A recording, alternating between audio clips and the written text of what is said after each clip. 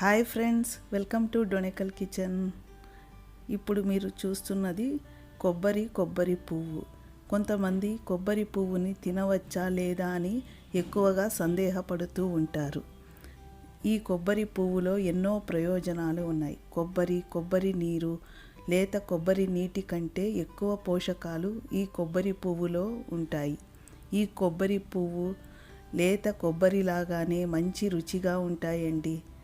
తినడానికి కూడా మంచి టేస్టీగా తీయగా ఉంటాయి.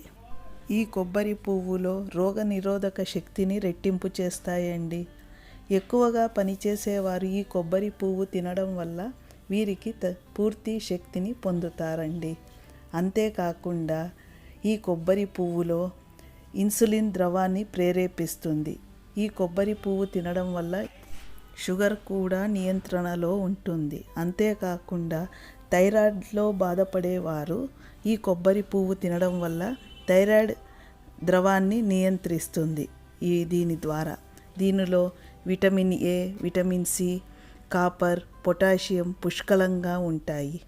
అంతేకాకుండా రెగ్యులర్గా ఈ పువ్వు తినడం వల్ల స్కిన్కి కూడా గ్లో వస్తుంది. చూశారు కదా ఎన్ని ఆరోగ్య ప్రయోజనాలు ఉన్నాయో ఈ కొబ్బరి పువ్వులో. కొంతమంది ఈ కొబ్బరి పువ్వుని పడేస్తూ ఉంటారు. అలా కాకుండా ఇలా తినడం వల్ల ఎన్నో ఆరోగ్య ప్రయోజనాలు పొందుతారు. దీనిని అలాగైనా తినవచ్చు, లేకపోతే కొద్దిగా ఉప్పు, చిల్లీ పౌడర్ వేసుకొని కొంచెం కారంగా తీయగా అయినా తినవచ్చు. మీరు ఏ విధంగా తిన్నా ఎన్నో ఆరోగ్య ప్రయోజనాలు ఉంటాయి. ఇప్పుడు బండ్లల్లో కూడా ఈ కొబ్బరి పువ్వుని అమ్ముతూ ఉంటారు. మీకు ఎక్కడ కనబడినా తప్పకుండా తీసుకొని ఇలా ట్రై చేయండి. అంతేకాకుండా కొబ్బరిని కూడా ఎక్కువగా యూస్ చేయడం వల్ల చెడు కొలెస్ట్రాల్ని కూడా నియంత్రించవచ్చు. ఇలా కొబ్బరిలో ఎన్నో ఆరోగ్య ప్రయోజనాలు ఉన్నాయండి.